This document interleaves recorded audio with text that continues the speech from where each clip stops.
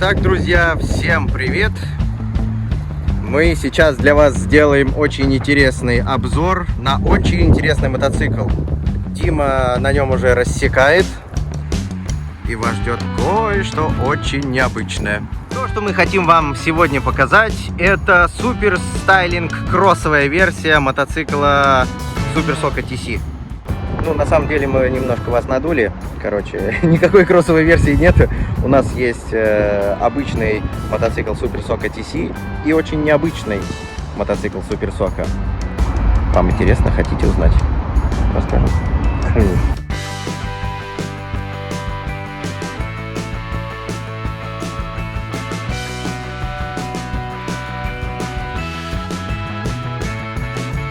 Сейчас мы проведем обзор. Так что я, кстати, хочу предупредить сразу, я немножко простыл, буду подкашливать, портить звук. Вот здесь еще ветер у нас, поэтому самые шикарные погодные условия для съемки. Да, Дим? Вот. Сейчас мы проведем исчерпывающий анализ, чем отличается вот эта новая штука от вон той старой. Да, старая штука, кстати, у нас олдовая, она у нас разбитая, побитая, перебитая. Так что, ребята, вот, короче, есть чем сравнить. Вот. Ну что, пошли. Так, первое, что я вижу, колеса, смотри. Как ты думаешь, они пожирнее стали? Ну, во-первых, колеса стали ровно на десятку больше. Да, так. Да, размер колес стал 180 на 17. 180? 180 на 17. 180 и 17. А на старом сколько было? А на старом было 90, 80, 17. Вот, да. Резина стала у нас шире. Это хорошо. Да, но в принципе она осталась той же марки. Это Cordial, тот же самый. Рисунок, правда, изменили у модели Street Hunter на... Более дорожный. Да, это спортивный, знаешь, такой. Вот если там классика, вот эта классическая шашечка ретро, то здесь больше спорт. Вот. Что еще видно? Новый суппорт красивого оранжевого цвета. Причем он на новеньком креплении. Теперь эта деталь летая у вилки, видите? А не такая, как у старого. Как тебе, кстати, Дим? Мне нравится. Явно суппорт больше, чем на предыдущей версии, а значит мощнее. Класс, отлично. Давай посмотрим, что на предыдущей версии. На предыдущей версии у нас стандартный LBN-овский суппорт, который вы все знаете. Здесь вот переходная пластина, и суппорт крепится к ней. А эта пластина уже крепится к вилке. Ну, все надежно, достаточно просто, может быть, не так стильно. Кстати, посмотрите еще одну особенность. Вот на старом Super Soca TC, у нас модель TC, напоминаю, у нас крыло глянцевого цвета, черного. Пыльное, правда, ну ладно. А здесь оно тоже глянцевое, но оно с сюрпризом. Смотрите, оно двухцветное, если вы увидите. Это матовый цвет, а это глянцевый. И это одна деталь, глядите. Прикольно, да? Как тебе такое цветовое решение? Цветовое решение очень классное, мне очень нравится такой вариант крыла, мне не нравится сама форма крыла. Мне кажется, что для такого байка крыло должно быть более спортивным, более атлетичным. Да? Ну, оно, кстати, смотри, такое дутое, с дефлектором, с каким-то интересным, смотри, вот с таким вот. Тут даже такое есть, какой-то намек на спорт. И все же, купив такой байк, я обязательно поменяю крыло. Какая интересная особенность.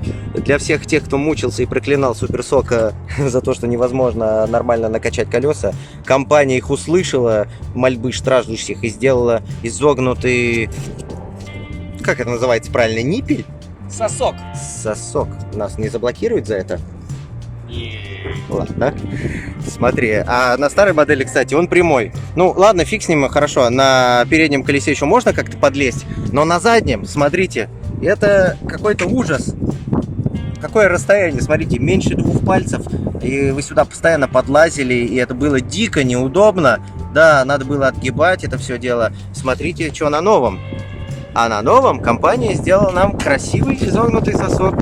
И теперь мы спокойно подходим, подключаем, накачиваем колесико и красавчиками себя чувствуем. Это плюс. Вот мне, кстати, кажется, что здесь вилка немного толще.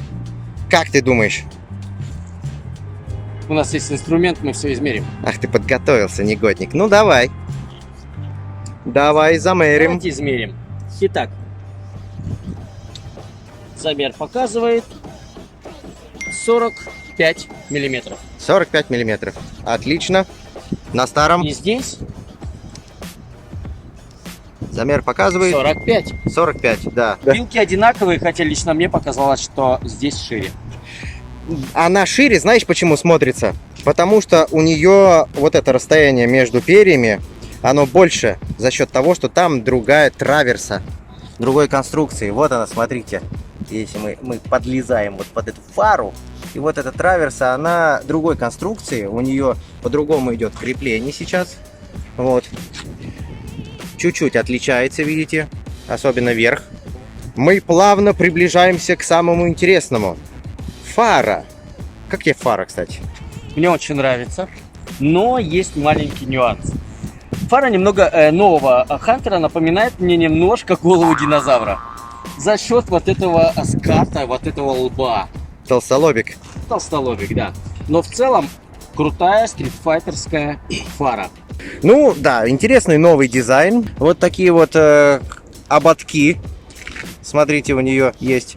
Покажи ободки, Во-первых, пожалуйста. комбинированный цвет. Да. Добавлен лепестки пластика к фаре. И есть два сектора света. Ближний и дальний и ходовые огни. Мне кажется, это прекрасное решение. Неплохо, да. Ну, так, толстолобик у нас тут есть. Вот, страшнючие поворотники. Могли бы получше, конечно, поставить. Ну и крепление происходит внутри этой фары. Внутри, видите, вот где-то вот здесь вот есть крепеж. Вот, разбирать я его, конечно же, не буду. А то нам потом не дадут мотоциклы на обзор. Вот. Ну, а у старой версии, помните, была такая накладка, и сюда выводился крепеж фары. Кстати, вот в середине видео мы решили сделать такую маленькую ремарку. Почему мы сравниваем новый Hunter, Street Hunter, который TS, сравниваем с моделью TC, который классик? Ответ очень простой. Во-первых, мы не смогли просто достать вам TS модель на обзор, потому что ее просто не берут никто.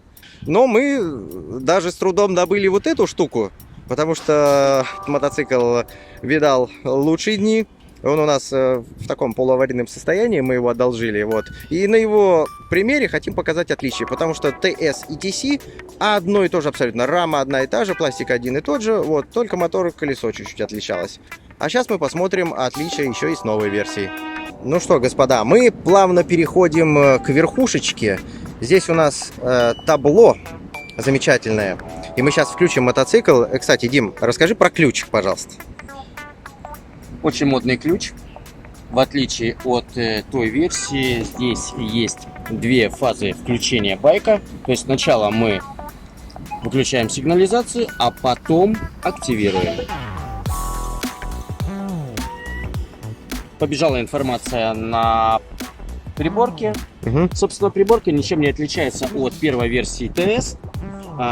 Единственное, здесь появилась вторая шкала для батареи. Совершенно верно, потому что в эту малютку можно поставить две батарейки сразу. А в старой версии нужен был вот этот загадочный паук, который соединял эти батарейки. Молодцы. Но, кстати, у этого пультика есть один маленький косячок.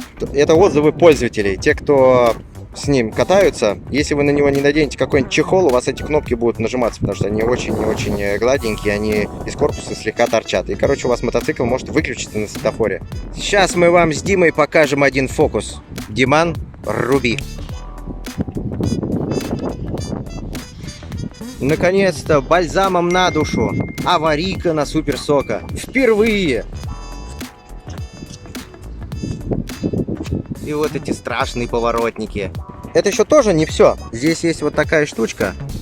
Она, похоже, идет с завода. А значит, что ж, у нас еще один неплохой бонус. Вы можете теперь прикуривать свой телефон или навигатор прямо от вашего мотоцикла, уменьшая тем самым заряд. Ваш iPhone Pro Max сожрет половину батареи, и вы останетесь где-нибудь на трассе ночью. Не останетесь. Еще пара мелочей. Траверса стала шире, разнос винтов больше, потому что здесь мы обнаружили очень интересную особенность. Руль с переменным сечением. Итак, измерим. Здесь у нас 22, 22 стандартный размер. а здесь 27. Кстати, на этом пульте как раз-таки аварийка. Вот она, смотрите. Рукоятка стала более удобной. Вот на мою руку и по моим ощущениям она более фундаментальная, что ли. У ней наблюдается меньше люфт. И ощущение надежности у меня лично больше. Мне так понравилось слово «фундаментальное». Мы сейчас заглянем внутрь этого мотоцикла. Да, ну перед этим я упомянул, что здесь такие же страшные зеркала были, как и на ТС. Они такие же и остались. Так, что ты сделал? А, ты повернул ключик, и теперь смотрите. Вот она, тайна, которая... Что ты закрываешь? Подожди. Вот, смотрите, что это у нас тут? Доставай. Что это? Зарядка. Судя по всему... 69,7 вольт, 10 ампер заряда. Кстати, обратите внимание, но они выпендрежники, уже написали V-Moto. Что это? Ага. Смотри-ка, это... Как-то снимается, не снимается, нет? А, это просто фиксатор, я понял. Провод несъемный, а с той стороны? О, слушайте, смотрите, наконец-то они разродились. Сделали штекер, теперь можно не обрезать вилку на зарядном устройстве, а просто вставить штекер с нашей русской, советской, отечественной вилочкой. Смотрите, вот она, наглядная разница. Хрен да ни хрена, как говорится. Здесь, видите, очень крутая информационная зарядка с пинами.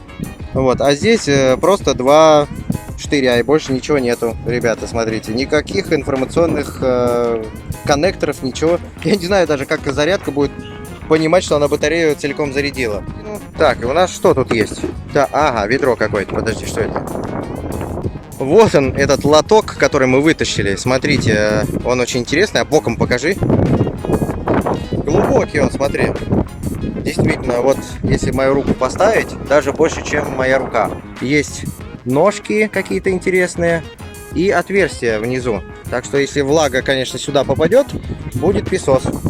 А сейчас мы посмотрим, что у нас тут с утеплением. Фу, что я говорю? С уплотнением. Уплотнение есть. Уже неплохо.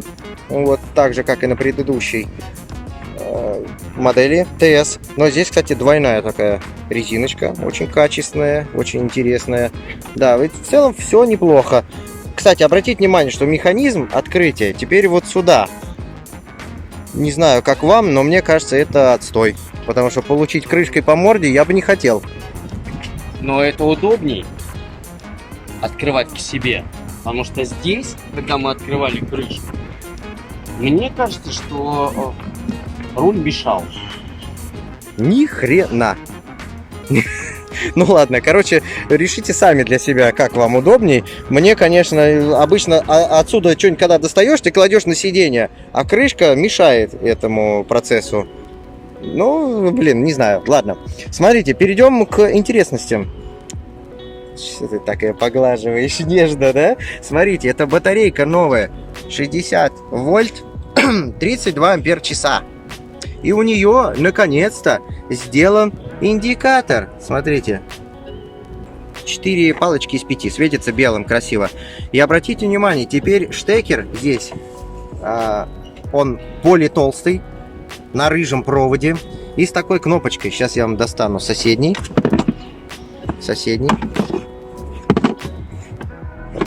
Так. Вот они, да, два, подожди. А, слушай, интересно, смотри, как интересно. Смотри, какую мы штуку обнаружили. Вот два провода, и еще там третий подключен. Слушайте, по ходу повествования обнаружатся еще более интересные вещи. Это провод, который позволяет подключать сразу две батареи. То есть вы ставите туда две батареи и вот этими проводами подключаете. И посмотрите, у них даже пины разные. То есть здесь идет, смотрите, нижний ряд, получается, и верхний пин. А здесь идет нижний ряд и средний пин. Получается, что первая, вторая батарейка. Вот. А сейчас мы отключим аккумулятор. Дмитрий, прошу вас.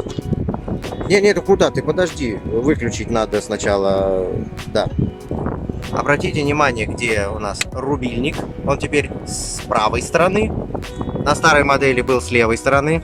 Так, и теперь мы берем, нажимаем на красную кнопку, отключаем вот этот штекер. Так, вытягивает хобот сюда. Достаточно длинный. Да, смотрите, здесь, если одна батарея, есть все коннекторы, прикиньте. Вот это как работает. Оказывается, у него 3 провода. А вот эта кнопка красная, видите, это фиксатор. который вы нажимаете, и он позволяет батарейку отпускать. Ну что, вот смотри, кстати, выемка еще интересная под кабель, который позволяет кабель чуть-чуть отогнуть, чтобы вытаскивать батарейку. А если ты в другую сторону, то вот так вот отгибаешь.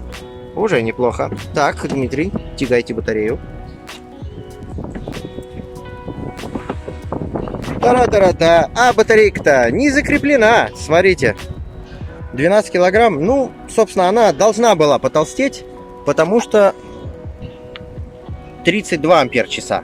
Да, все неплохо. В принципе, форм-фактор такой же. Есть у нас разъемчик. Кстати, обратите внимание, разъем очень интересно сделан. Какая-то труха тут. Вот. Мне кажется, здесь могла бы быть крышка такая, вот, которая закрывалась бы. Видишь, он так утоплен и формовано под крышечку. Что ты думаешь по этому поводу? Но я бы на самом деле, если конструктором бы был этой батареи, я бы обязательно сделал. Хорошо. Я думаю, что тебе стоит написать письмо на завод. Да, вот смотрите. Это абсолютно одинаковые батарейки. Может быть, они просто элементы взяли более емкие. Абсолютно одинаковые, что по высоте, что по ширине, что по длине. Вот. Единственное, здесь красивее на старой батарейке суперсока отформованы, на новой ничего не отформовано. Может, они просто берут батарейки какие-нибудь другие. Зато старые, смотрите, разъем вот такой, а новый вот такой. Ну, я надеюсь, он не будет гореть. Помнишь, была же проблема вот этих ТСов, TC, когда у них коннекторы горели, плавились. Коробка. Коробочка, фирменная коробка, в которой есть, конечно же, инструкция к байку. И вторая пара. Коробочку немножко сплющили, поэтому... Давай, открывай. Здесь есть вторая пара ключа и сигнализации. И, конечно же, ключ для зеркал. Ребята, барабанная дробь. Измерение глубины. Давай. Да, нет, руку просто сунь туда. Охренеть, это по бицепс. Ну-ка, Я бы сказал по плечу. Ну, по майку, да, по майку, смотри. Здесь реально... Влезет мешок картошки. Да, блин, да. Да, здесь мешок картошки в таких вещах не возят. Все, конечно, хорошо. Здесь есть, как помните, ведерко это с зарядкой, батарейка, но мы сейчас проведем кое-какой еще интересный эксперимент. Дмитрий, держите. Вот у нас ретро-шлем замечательный. Мы сейчас его попробуем запихнуть сюда. Прошу вас. Никак не лезет. Сорян. Ну, по факту, конечно, смотрите, вот эта штукенция, ведро, да, она могла бы размерчиком-то быть со шлем. Поставь шлем перед ним. Смотрите, да. Примерные габариты. Я, конечно, надеялся, что шлем теперь влезет. Это как ни крути, все равно. Ни хрена, только вот эта байкерская, знаешь, эта каска, скорлупка влезет. Компания Суперсока — это те еще знатные извращенцы. У нас есть вот такая вот деталь, как это, экстерьера. Кстати, под карбончик тиснения. Ну, прикольно, короче. И она, смотрите, пустая. Зачем она? Это сделано для того, чтобы второй номер, когда с вами сидит, мог свои маленькие нежные ручки спрятать вот сюда. А когда водитель ускорится, чтобы я оторвал их нахрен. Смотрите, какая история. Вот эта широкая, такая, как у бульдога, грудная клетка мотоцикла, она добавляет какой-то такой элегантности и агрессивности. Мне лично это очень импонирует. Что касается большой панели, это здорово, потому что здесь есть, смотрите, здесь есть аэродинамическое крыло, за счет которого ваш байк будет как врезанный в потоки воздушно двигаться. Это практически Дукати, ребята. Отлично. Давайте посмотрим на хвост. И тут у нас седло.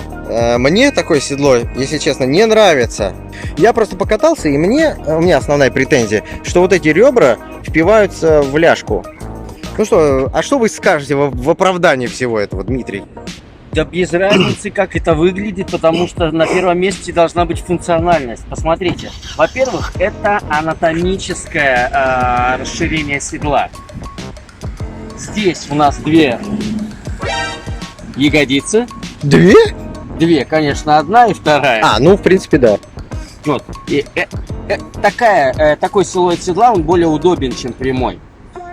Еще один момент. Здесь комбинировано седло с хорошим, мощным таким швом. Что ж, раз тебе оно так нравится, да сядь на него, пускай люди посмотрят. Ну и что тебе, как тебе вообще ощущение-то? Мне нравится посадка, мне нравится положение корпуса, в котором я сейчас нахожусь. Возможно, именно на этом байке я бы еще сделал более прямой руль. Так, снимаем седло. Та-дам! Да, материал приклепан. Ну, достаточно прочно. Смотри, здесь есть вот подкладка, достаточно большое количество скоб. Так, посмотрим, что у нас тут есть. Ну что ж, вот мы видим уже интересные разъемчики тут. Что-то отключено, смотри, значит, что-то могло быть подключено. Слушайте, ну рама здесь, конечно, внушает уважение. Смотрите, здесь она с усилением уже идет. Вот, и такая труба массивная. Дмитрий, а сколько у нас, значит, труба? Итак, сечение рамы 37. 37. Пойдем на старый, на наш. Давай вот с этой стороны прям замерим трубу. Вот где-нибудь здесь защупай ее, да. 27. 27. На целый сантиметр толще труба. Вот, есть еще вот такой хвост. Я вообще, кстати, считаю, что для формата спортбайков и стритбайков и всяких вот таких вот красивых некедов вот эти вот хвосты такая некрасивая вещь, вот, которую я думаю, что вы снимете в первую очередь. Ты бы снял? Однозначно. Здесь у нас фара. Кстати, обратите внимание, очень забавно сделано. Здесь матовые линии габаритов. И хотя это тоже габарит, наверное. Ну-ка нажми рычаг. Ага, точно. А это стоп-сигнал у нас. Это катафот. Вот. Что тут у нас? Подсветка номера. Да, вот она. Номер вам, как всегда, не нужен, ребята. Вы же помните это. Ну и вот эти страшные поворотники. Скажу еще кое-что в защиту. Смотрите, это задний поручень у нас для пассажира. Вот он. Мне нравится, что он монолитный. Он прикручен на 4 винта к раме, к основной. То есть этот байк, в принципе, можно потягать даже за этот поручень. Он достаточно крепкий. Вот здесь ручки приятные, анатомические. Вот эта ручка полная срань. Смотрите, она тонкая какая-то. Хотя в этой ручке, обратите внимание, есть 4 отверстия. Скорее всего, для крепления кофра. Совершенно верно, в точку. Теперь немного о наболевшем. Вот я как владелец, бывший владелец TC, я же пересел на Max, как вы помните. У меня была вот такая подножка. А теперь смотрите на этой модели, какая подножка. Крутая. Смотрите, она еще хорошо сварена и не уступает максовой подставке. Это все та же завальцованная труба, просто большего диаметра, потолще. И сделали еще вот такой вот, наварили тут прут, чтобы можно было зацеплять его ногой. Да, китайцы ничего не выбрасывают, ничего у них не пропадает даром, поэтому амортизатор здесь от TC Max. Вес у нас указан стандартный, такой же, как и в предыдущих моделях. 150 килограмм. Странно, хотя, потому что сам байк потяжелее стал и мог бы тащить, наверное, еще и потяжелее бы вес. Мы вам показали седло и заднюю часть не просто так, потому что под седлом у обычных моделей TS и TC был шестигранник, который позволял регулировать вот эти вот подножки. Ну, опоры ног для водителя. Вот они, совершенно верно. Теперь мы посмотрим аналогичную возможность на этом байке. Нету? Нету. Обломитесь. Короче, здесь у нас на одной детали наварены крепления для подножек водителя и для подножек пассажира. Подножки пассажира складываются с фиксацией. Здесь еще есть, кстати, удобная щечка такая, чтобы ботинок не засосало в колесо. это приятно, знаете, не хватало этой штуки на TC. Ну, хотя и скорости там небольшие. Но есть и косяк. Сейчас мы будем разносить в пух и прах. Знаете, какой косяк, Дим, ты знаешь? Скажи. Короче, если вы шлепнетесь и у вас сломается эта деталь, а чаще всего она может откалываться вот здесь вот, вам придется всю ее, либо ее чинить, аргоном варить, либо всю ее менять. Но это же очевидно еще и плюс. Чего это? Это будет мобилизовать райдера ездить аккуратно. С этой стороны, конечно, да, не посмотрит. Дисциплина, совершенно верно. Вот, также мы тут видим еще коротенькое крылышко. Маленькое, компактное, аккуратное и очень симпатичное крыло. А обратите внимание, что между крылом и покрышкой, ну вот, смотрите, два пальца. Бери теперь два пальца в руку и измеряй к штангенциркулю. Да. Интересно. Сколько? Сжимать, перекусывать? Да, давай, сколько? Ну, у нас получилось 32. То есть 3 сантиметра еще здесь есть, ребята. Вы можете еще жирнее покрышку поставить, понимаете? Короче, есть куда двигаться. И это большой плюс. Весь задний маятник закрыт пластиком, видите? Пластик двухсоставной, он матовый с глянцевыми вставками.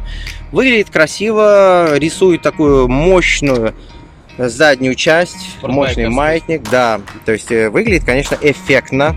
Он похож почему-то в начале на максовский, а вот здесь вот на TC. Он из квадрата тоже какого-то сварен.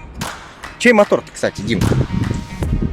Есть информация, что это фирма Bosch, производитель мотора, но я изучил обе стороны, заглянул во все доступные места, где только смог.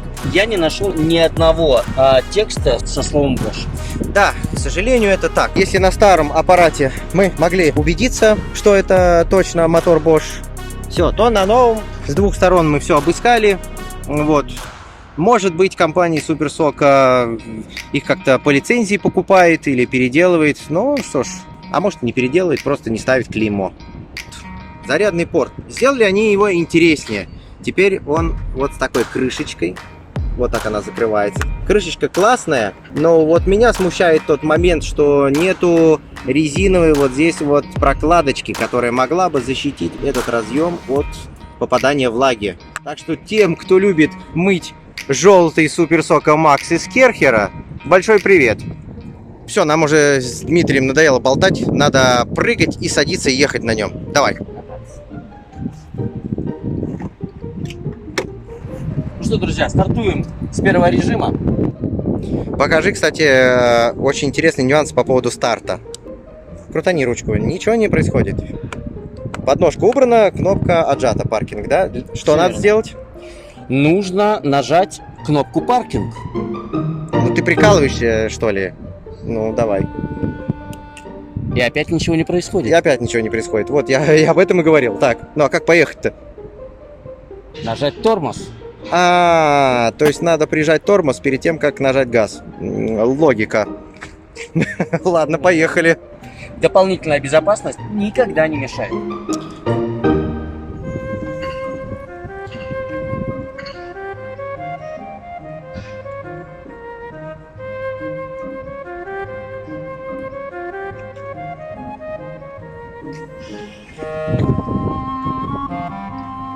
Вот сейчас, буквально с первой, с второй секунды, ручка была выкручена до упора.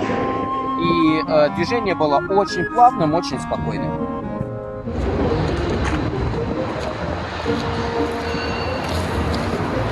Ну что, ребят, надеюсь, вам понравился наш краткий обзор этого пепелаца. Я, как всегда, искал, к чему прикопаться. Дима, как всегда, реабилитировал этот байк. Вот, он за любые инновации. Это я такой старый ворчун. Вот. Короче, если вам понравилось, вы знаете, что делать. Ставьте лайк, подписывайтесь, рекомендуйте это видео своим друзьям, знакомым. А самое главное, сделайте правильный выбор для себя. Стоит ли обратить внимание на эту новинку или нет. Окей? Что я должен сказать сейчас? Пока! Пока!